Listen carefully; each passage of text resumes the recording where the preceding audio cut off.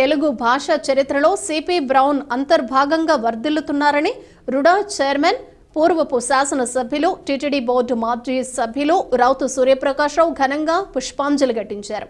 Brown లేని తెలుగు భాషను ఊహించుకోలేమని ఆయన అన్నారు. గురువారం ఉదయం రౌతు సూర్యప్రకాశ్రావు సిపి బ్రౌన్ మందిరం దర్శించి బ్రౌన్ తైలవర్ణ చిత్రపటానికి పుష్పాంజలి ఘటించారు. బ్రౌన్ మందిరం నిర్వాహకుడు సన్నిధానం శాస్త్రి అధ్యక్షతన జరిగిన సభలో ఆయన మాట్లాడారు. సిపి బ్రౌన్ చరిత్రను తాను గ్రంథ రూపంలో ప్రచురిస్తానని, ఇందుకు తగిన స్క్రిప్టును సిద్ధం చేయాలని రౌతు సూర్యప్రకాశ్రావు సన్నిధానం శాస్త్రిని కోరారు. భవిష్యత్ తరాలకు సిపి బ్రౌన్ తెలియాల్సి ఉందని అన్నారు. బ్రౌన్ విగ్రహ స్థాపనకు బ్రౌన్ మందిరం చేసిన విజ్ఞప్తిని కార్యరూపంలోకి తీసుకువస్తానని హామీ ఇచ్చారు.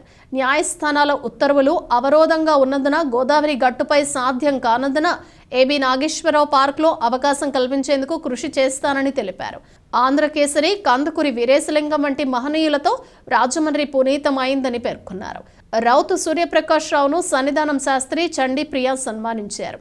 గాడపల్లి భార్గవి మొక్క అందజేశారు. కార్యక్రమంలో మాజీ కార్పొరేటర్ కోసూరి చండీప్రియ, అనూప్ జైన్, వై చిట్టిబాబు, హరితదళం నరేష, ఎర్రప్రగడ ప్రసాద్, బాలాజీ, నీలం గణపతి, తలుపూరి ప్రసాద్, చెక్క వెంకటేశ్వరరావు, హుడా తదితరులు పాల్గొన్నారు.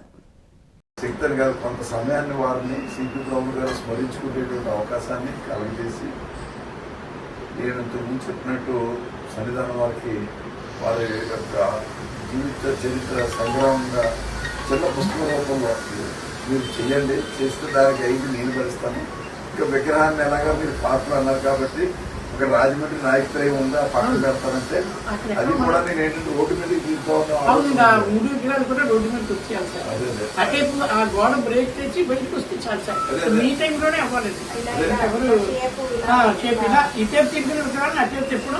దాని చిన్న ప్లాట్ఫామ్ దాని మీద వేసి ఎప్పుడైనా వాళ్ళని స్మరించుకోవడం జయంతి వాళ్ళకి చేసినప్పుడు దాంతో పాటు ఇది కూడా చేసి నేను చెప్తాను, చెప్పి అలాగా మనం మారుతామని చెప్పి తెలియజేసుకుంటూ కందుకూరి వీరేశలింగం గారు ఆయన తన ధనం, తన యావత్ ఆస్తి, తన సర్వస్వం, తన గేయం అన్నీ కూడా సమాజానికి ఇచ్చి వెళ్ళిపోయాడు.